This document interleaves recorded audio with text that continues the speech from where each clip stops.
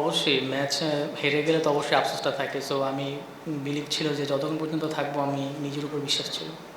আসলে ওইভাবে আমি চিন্তা করি নাই, কাউকে টার্গেট করিনি ওইভাবে। সো কারণ যেহেতু অনেক রান দরকার ছিল, সো আমি আমার স্ট্রেন্থ ছিল আমার, আমি ওইটাই ট্রাই করছি, আমি সাকসেস হয়েছি। আসলে ভিডিও তো এখনও দেখি নাই, আমার মনে হয় একটু দেখলে আর একটু ভালো মতো বলতে পারতাম। হ্যাঁ, অবশ্যই যদি কেউ একটু সাপোর্ট করতো ইজিলি, আমার মনে করি উইকেট অনেক ভালো ছিল, ইজিলি ম্যাচটা বের হয়ে যেত। চিন্তা তো ছিল অবশ্যই বাউন্ডারি মারা, কারণ তখন ওই সময়টা বাউন্ডারি মারতে হবে, কারণ জিততে হলে চিন্তা একটাই যে বাউন্ডারি মারতে হবে, এটাই। ভালো বল করে ফেলছে, এক্সট্রাঅর্ডিনারি বল করে ফেলছে, সো এটা আমার কিছু করার ছিল না। প্রিমিয়াম হেজেলনাট ফ্লেভারে পোলার কার্নিভাল হেজেলনাট আইসক্রিম। পোলার, মন ভালো থাক।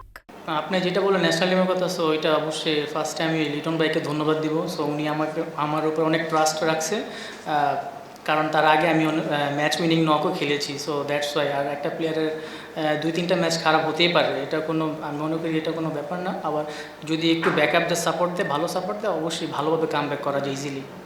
অবশ্যই আমি ওরকম চিন্তা করি না, আমি আমার ফোকাসে ছিলাম, আমি প্র্যাকটিস করছি, আমি আমার মতো করেছিলাম, যেটা দরকার ছিল আমার ওইটাই আমি করছি।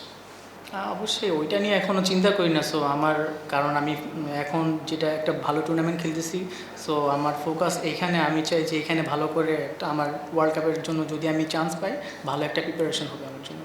হ্যাঁ, অবশ্যই বোলিংয়ের জন্য ওয়েট করি, রেডি থাকি। ক্যাপ্টেন যদি মনে করে অবশ্যই বোলিং আসবো, আর আমাদের অনেক বোলিং অপশন অনেক বেশি, দেশ আর কি বোলিং আসা হয় না।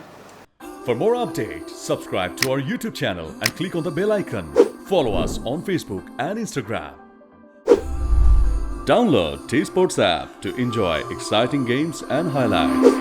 Visit tsports.com.